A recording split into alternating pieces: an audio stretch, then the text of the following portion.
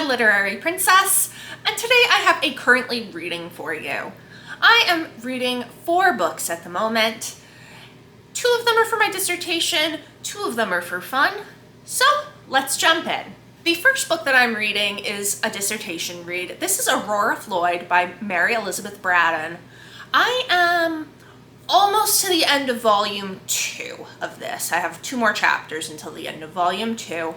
So I'm about 2/3 of the way through. This follows a young woman named Aurora Floyd, who is the daughter of a wealthy banker. And she has a secret. And as somebody that read the back of the book, I know what her secret is. I don't know if people at the time would have been entirely aware of what her secret is, though. So I don't know if I should say it or not. Like, I don't want to give spoilers, but the summary of the book gives spoilers. So I don't know. Aurora was sent off to school in Paris when she was younger, and it turns out disappeared for about a year. And she refuses to tell anyone where she was. Her father seems to be aware of it, but when she becomes engaged to a man named Talbot Bulstrode, I believe, she refuses to account for that year of her life, causing them to break off the engagement. She then gets married to John Mellish, who she actually quite loves, and they have a very happy life together until this man named James Connors, I believe it is, comes to work as a horse trainer for them, and then things start to get weird. And that's right about where I'm at right now. Honestly, I really like it so far. Aurora is a very fun character. She likes dogs and horses and racing. She is not concerned about being your typical Victorian woman. And Braddon's writing is just always very fun. She has a very conversational tone. She's also making lots of references to Shakespeare's Othello, which I find very interesting. And I'm waiting to see kind of quite where that goes. So, highly enjoying this. I'm hoping to finish it sometime this week. The next book I'm reading is technically on audiobook, but it's on pause right now because I'm waiting for a physical copy from the library because I'm just not in an audiobook mood. This is The Cloisters by Katie Hayes. This is a dark academia book following a woman named Anne who has a summer internship in New York City, was supposed to be working at the Metropolitan Museum of Art, but ends up getting sent to this place called the Cloisters, which focuses on medieval artifacts. She becomes involved with Patrick, who is the curator of the museum, and Rachel, who is another young woman working there, and their research into tarot cards.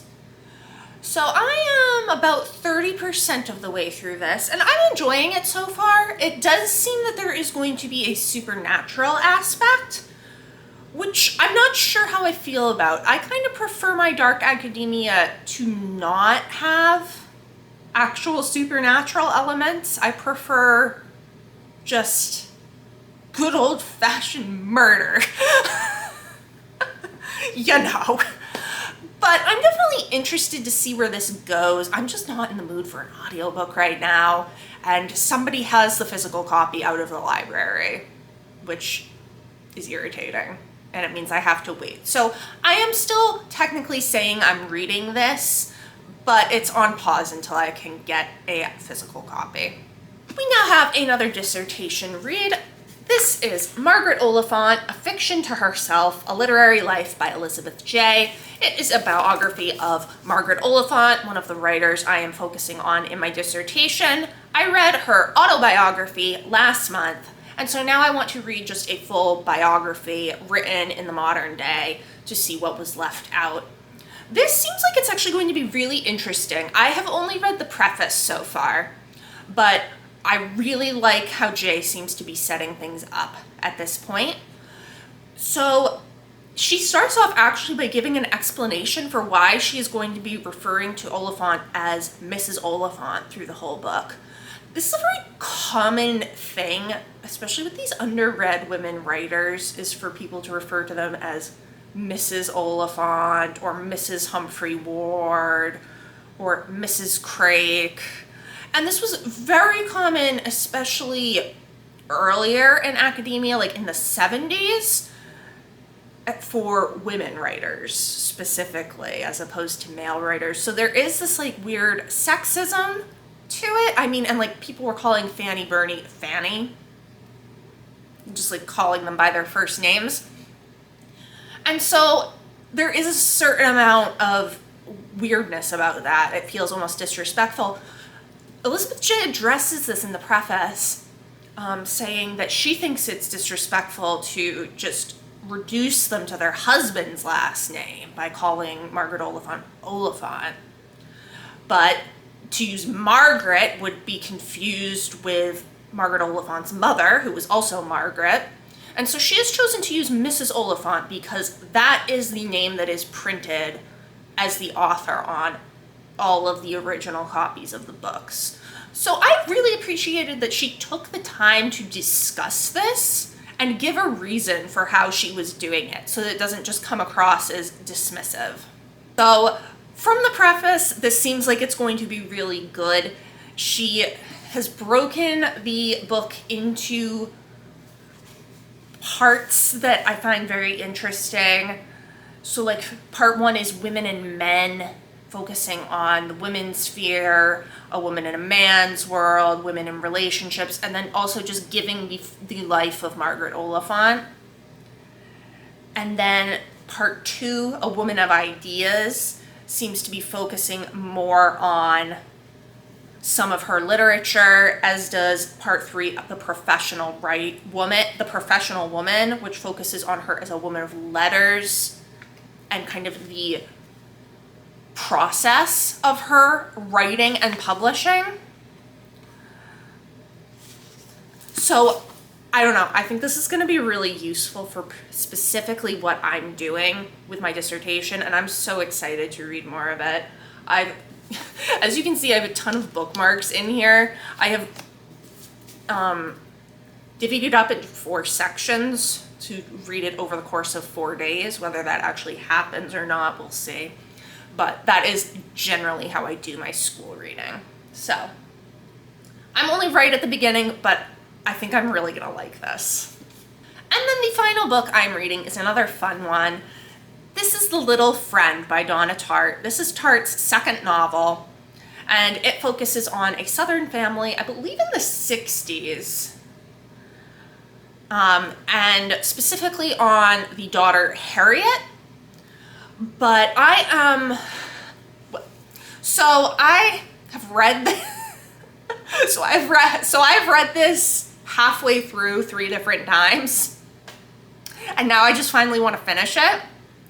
I am only just finished with the prologue this time around, which covers this tragedy in the family of the son, who was 9 years old at the time, his name is Robin, being murdered on Mother's Day. And honestly, this prologue, this opening scene is so gripping. It is so well done, so disturbing, so vivid. Like, it feels like it could be a movie, the way Tartt describes it. Ugh. It's very upsetting, very tragic, very gothic, and this does fall into the genre of Southern Gothic. So I know that I'm gonna like this. I just need to finish it and not stall out at the halfway point. It's not even, no, it's 600 something pages. Okay, that is kind of long. Yeah, all right.